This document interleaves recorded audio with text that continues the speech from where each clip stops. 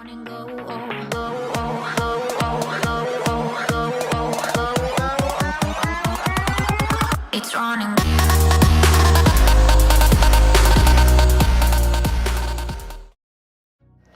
guys, welcome back to another video.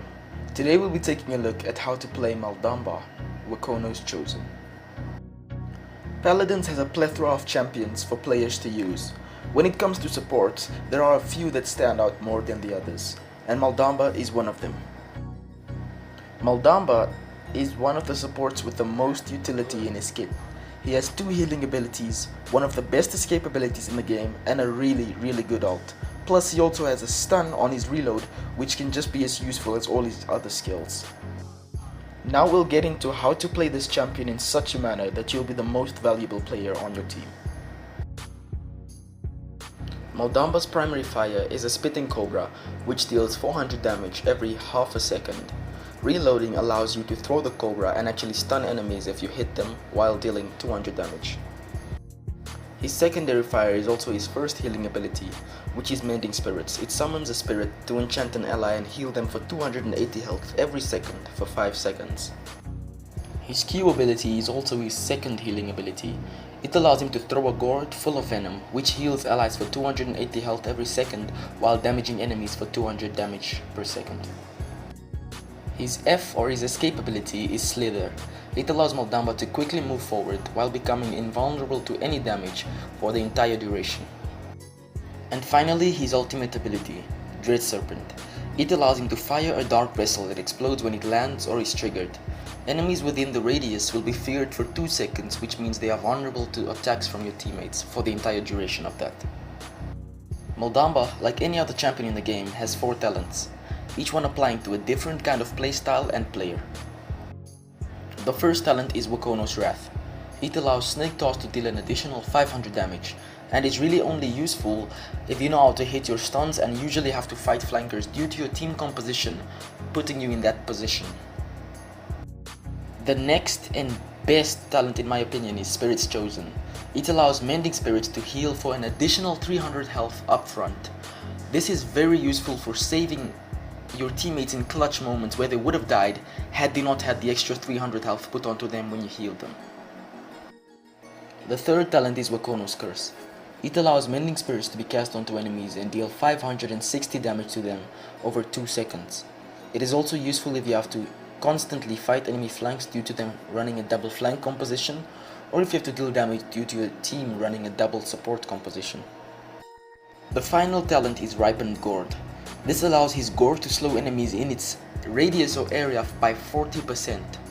I really don't use this card and have no idea what it's useful for, but in lower levels it seems a lot of people love to use it as the slow allows them to aim better and hit their shots. When it comes to creating a loadout, it's all down to personal preference, but here is a loadout that I got from one of the best Dambas that I know, which is Pirituk. So first we have Eerie Presence, which reduces the cooldown of Mending Spirits when you miss at level 4. This means that even if you miss your Mending Spirits on someone, you can almost instantly have it back and try to heal them again. It is really useful if your aim isn't that good. Next we have Fleeting, which reduces the cooldown of Slither by 0.5 seconds at level 1. This one is more of a filler card. The next card is Swift Spirits. This one allows Mending Spirits to grant your allies movement speed whenever you heal them with it. We have this one at level 4 as it allows us to give 28% movement speed to our allies. Now just imagine a Terminus with Nimble 1 and 28% movement speed on top of that, coming after you. You're not gonna get away, trust me. The next card is Possession, which gives you damage reduction while healing an ally with Mending Spirits. This one we have at level 5 as it gives us 20% damage reduction for each ally that we're healing. So I think you can heal around 2 to 3 allies at a time, which means you can get around 40 to 60% damage reduction while healing your teammates. The final card is Many Gourds. This one reduces the cooldown of Gourds by 0.5 seconds. It's more of a filler card, so we're only gonna keep it on level 1. So this loadout was just to give you an idea of how a Master Damba, top 5 in the world, plays. As you can see, he focuses more on keeping his team alive and just giving them the edge in whatever way that he can. And this is the loadout that I've been using since he gave it to me, and damn has it increased my Damba potential on the team. Mal Damba's main role on a team is to keep everyone alive and topped up at all times, and in order to do that you're gonna need to know what you're doing. When buying items as a support, you're almost always gonna need to buy Chronos. This just allows you to reduce the cooldown on your heals, which in turn increases the overall maximum healing that you can provide to your teammates. When playing Damba, as you approach the objective, depending on which map you're playing on, you're gonna need to throw a gourd on one of the choke points that your team is not going on to. This will allow you to dismount enemies and also act as a kind of turret, as it allows you to know where the enemies are gonna attack you from. Doing this will give you enough time to tell your team where the enemies are, and it will also allow you to be able to escape from the enemies much easier, as they would not be on their mount and be able to chase you down when they're coming close to you. I always summon mending spirits to the teammate that I think will need it the most as we're going into a fight.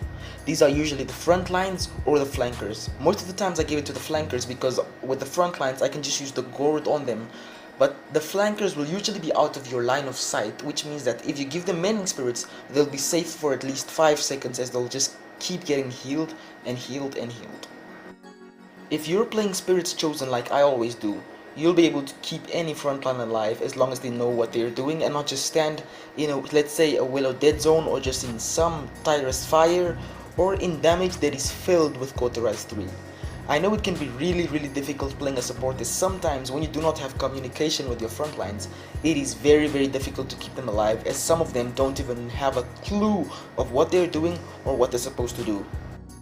Try to improve the accuracy of your stuns if you're always getting flanked by enemies, as this will allow you to just have that extra second or two of, time and space to think about what you're gonna do next. So if enemies keep flanking you, just turn around, instantly press R and just try to stun them so that you can probably slither into your team or just find a safe space. If your team is dead, wait for everyone to respawn so that you can go in together as a team instead of being alone, as going in alone will just get you killed, and which will stagger you, which means that when one of your teammates is alive, the other one's dead, and vice versa. So Mal Damba's gourd ability can not only be used for healing, but it can also be used to damage enemies. If your team is fighting for a point or objective, you can just pop a gourd on there and deal a ton of damage, which is 200 per second, while healing your allies for 280 every second. What I like to do is I like to throw a gourd. Let's say I have an Inara on point, so I would throw a gourd onto her and leave her with mending spirits while I help someone else fight, or just do some damage and throw some random stuns out. It's really nice hitting some random stun over a building that you never even knew you were gonna hit. All this healing and damage can finally add up and allow your team to capture the objective, or even push in the payload and maybe win you the game. His escape ability, in my opinion, is one of the best in the game, apart from Ceres's one and Grok's one. His one is just so good because it allows you to actually it allows you to cover a large distance in a short amount of time without being damaged or affected by any CC or anything. You can escape each and every ultimate in this game by using Mal Damba's escape ability. If a Ruckus decides to ult, if a Bomb King decides to ult, if Ceres decides to ult, if Terminus decides to ult, all the big hitting ults, even if Pip tries to turn you into a chicken and you just time it right, as soon as you hear someone's ult line go off, you must hit your slither. Like, let's say if you hear a Talus start shouting, if you hit slither, he won't be able to target you and he'll be forced to target someone else. But to escape some abilities and ultimates, you'll have to time your slither much better, because sometimes, let's say a Ceres is standing a mile away from the objective and she decides to throw her ult over a ton of buildings and just try to gather everyone up so that a Bomb King can roll in and destroy you all. If you slither too early, you'll still get caught by her ult, but if you slither at the perfect time, you won't get affected, which means you'll still be able to heal your teammates up while they're getting damaged, and you might be able to save yourself and your teammates. Positioning is a good factor, or a major factor, that decides whether you're gonna live or die when playing a support, and not only Mal Damba. You wanna position yourself in such a way that you won't be easily targeted by enemies, and let's say the enemy has a sniper. You don't want to be standing out in the open all the time and just get headshotted, two-shotted, and just killed all the time. You're always dying, which means you won't be able to keep your team alive, which means they'll always die, which means you just lose out on so much in the game. So when you're playing, let's say like in this match we were playing on Splitstone Quarry. At the start of each game I always stayed on the top balcony because I wanted to have an overlook of what was going on down below me. I was able to heal every single person, as if someone was in a room somewhere else, I would just pop a gourd on the wall and the gourd would actually go through the wall and heal them through the wall. I was also able to look on the right side and just see all over and actually be able to defend myself from flanking enemies. Like Torvald was always coming from right side, so if I went on the balcony I could just stand there, pop a guard on the right side which would dismount him, and then I would just tell my enemies that he's coming from, my allies that he's coming from the right side, while still being able to easily escape if he decides to move up the ramp. It'll also be very difficult for him to get up to me because while he's moving up the ramp he's in such a vulnerable position, because I can stun him, I can throw a gourd in myself, and I can actually 1v1 him, but it's not really a wise idea as I have teammates who can help me kill him. If you're playing against snipers, let's say on Frog Island you're playing against a Kinessa, you know there's like pillars around the objective. There's just a lot of points where you can hide behind, because Kinessa cannot snipe, her bullets do not curve, they move in a straight line, so as long as you're out of her line of sight you're safe. What I like to do is just pop a gourd somewhere on point or where my teammates are and just peek out every 3 seconds and just get a mending spirit onto someone, you know. Just peek. I don't want to stand out in the open and expose myself and probably even just get headshotted one time in the head because Mal Damba's health was reduced anyways. So I would just peek, heal someone with mending spirits and get back to my safe spot. While I'm in my safe spot I would load up a stun, and the next time that I come out and peek to heal I would throw the stun, and as the stun's flying I would actually heal someone, and if the stun hits, well, good job, you did a great job. Mal Damba's ultimate is one of the most versatile in the game. It can be used to save yourself, save your team, push a payload, capture an objective, and it's an ultimate, it's a game-changing ultimate. If paired with a different ultimate, let's say a Bomb King ultimate or a Ceres ultimate, or even chained with an Inara ultimate, you can actually wipe an entire enemy team. Let's say your team is fighting for the objective, like it's 3-3, 2 of your front lines are on the objective and another enemy front lines on the objective, someone with high health like Inara, and a flank comes around to kill you. You're low on health and now you're wondering. You should make up your mind and decide what's the most valuable thing for you to do. Is it to ult on point and try to save your team, or try to just give your team the extra edge, or try and ult this flanker that's coming around you and possibly kill them and still be able to heal your team up? In my opinion, I would say you would kill the flanker so that you can be able to save yourself, and which means that you can stay alive and keep healing your team up. Now obviously your ultimate's use will depend on your situations. If let's say the enemies came in with a massive barrage of like ultimates, let's say they threw a Ceres ult in there and you hear Victor ulting at the same time, what you want to do is you want to spot the Victor, or like just spot where the enemies are grouped up. If they're grouped up in a choke, perfect. Next thing, you want to take your ult and throw it in the sky above them. Don't throw it on the ground, but throw it in the sky, because it actually forms a sphere, and if you throw it in the sky and pop it mid-air by pressing E again, you can cover much more space and hit more enemies with your ultimate. Doing this will actually allow you to save your teammates and keep them alive, as Victor won't be able to ult, as his ult would have been cancelled out by your ultimate. So Mal Damba's ultimate can counter a few ultimates in the game, such as Victor's one, Torvald's one, and any ultimates that do not have CC protection. But what you do not want to do is ult someone who has CC protection or CC immunity while they're ulting. Ulting and ulting Ruckus is just not wise. You can't want to ult a Ruckus, you can't want to ult an ulting Grok, you can't want to ult an ulting Zen. It's just a waste of an ult. And also do not use your ultimate to celebrate, because things do happen. Like when we were playing on Splitstone Quarry, in a different match, I actually used the celebratory ult and just ulted, and what I heard was just give your king a big hug, and saw Bomb King fly off the balcony. He just came in there, stunned all of us. Inara came out of nowhere, she stunned all of us again, and we just lost the match. So do not use your ult to celebrate at all.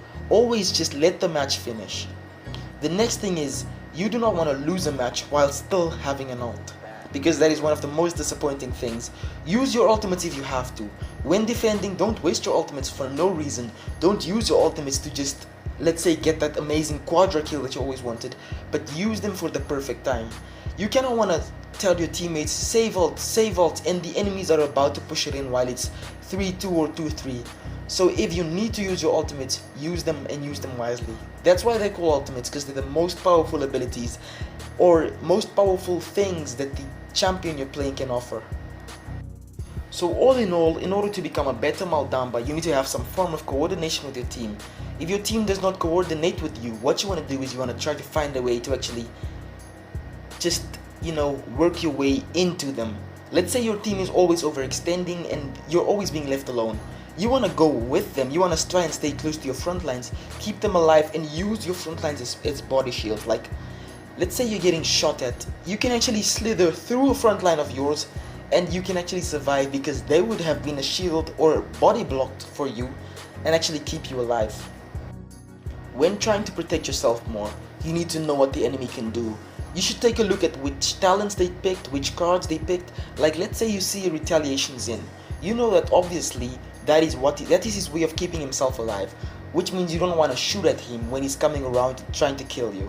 Or if you see a billow Xin, you know that you're in more trouble because he has more sustainability, as he'll just be able to billow, and just know exactly what the enemy flankers have so you can know which ways you can use to fight them. The enemy flankers will always have some sort of routine which you can outplay by doing the opposite thing.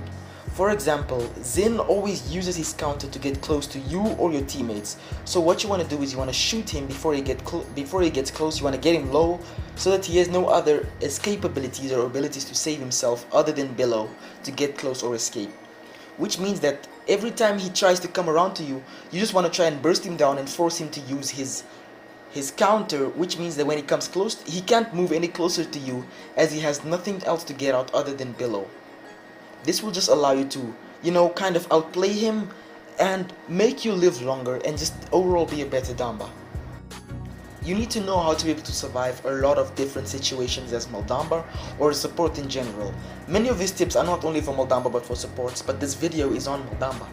Okay, so for example, if you're playing Mal Damba, what you want to do is stay away from Makoas, because a good Makoa can make his hook curve in between your teammates and actually chase you. Nah, just kidding, but you get what I'm saying. He can actually just wait for you, wait for the perfect opportunity and just hook you and kill you. After he kills you or after his team kills you, there is no one to support your teammates, which means that they will just die and you can actually lose an objective or the game because of that. If you see an Inara, keep your distance from her and her cripple no matter what, because if she's running the treacherous ground Inara or the treacherous ground talent, once she cripples you, there is no way you're getting out alive unless her team doesn't know what they're doing, because the radius is increased by 50% of that cripple and you have no way to use your slither ability. Your health is only 2200 because it has been reduced and you just have no other form of survivability, so you're gonna be dead. Try and stay away from Inaras as much as possible. Never ever get close to Terminuses, because Terminus deals a ton of damage with that massive axe of his. He just needs 3 swings and you're dead. Also, try not to shoot his power siphon, as doing this will just allow him to charge up his calamity blasts much faster, and these can actually be used to finish off a kill which would have never been finished off by Terminus, as he wouldn't be able to snipe or he'd have to get close. Against flankers, there are 2 approaches that you can take. The first one being, as soon as you hear a flanker, you don't even try to fight, you just slither into your team or into a safe spot and pop a gourd under your feet. The second one is, if you think you can duel the flanker, you want to make sure that he doesn't have any key abilities, such as Moji's her magic barrier or Xin's billow, Talus's teleport or Eevee's ice block, and those type of abilities, so that once you fight them, you just know that you're gonna be able to kill them. So before you decide to start fighting them, you want to throw a gourd under your feet and probably hit the mending spirits on some ally of yours for that extra damage reduction. And then if you're able to hit your stuns, that's perfect, because that means you can easily kill the flanker. And the more you kill the flankers, the more or the less determined they become to try and kill you. Because let's say someone's playing Eevee and they try to kill you, and every single time they come around, you just kill them. At first they'll be more determined to kill you, but after a certain amount of kills that you fighting them, if they find it difficult, they'll just decide to leave you alone and maybe go after someone else, such as your damage or something like that, which means that you can just stay there and just heal your team up. This was just a small guide on how to play Mal Damba, and if you guys have any more ideas for other videos, it would really be appreciated, as I was busy writing exams, which means I couldn't really upload any videos or create any new content. I really just want to thank Pirituk because he actually suggested the idea to me and gave me a lot of the information and tips and tricks that I used in this video. He's one of the greatest Dambas in Europe and actually helped me improve my Damba play, as he would coach me and do all sorts of stuff like that. And don't forget, if you want to find a large gaming community that is on almost all social platforms, you need to join Gaming Until End, as they are one of the largest gaming communities on Discord with over 30,000 members. Links are down in the description below. I want to thank you all for watching this video. I hope you all found it useful, interesting and helpful. If you did, don't forget to leave a like and subscribe to my channel.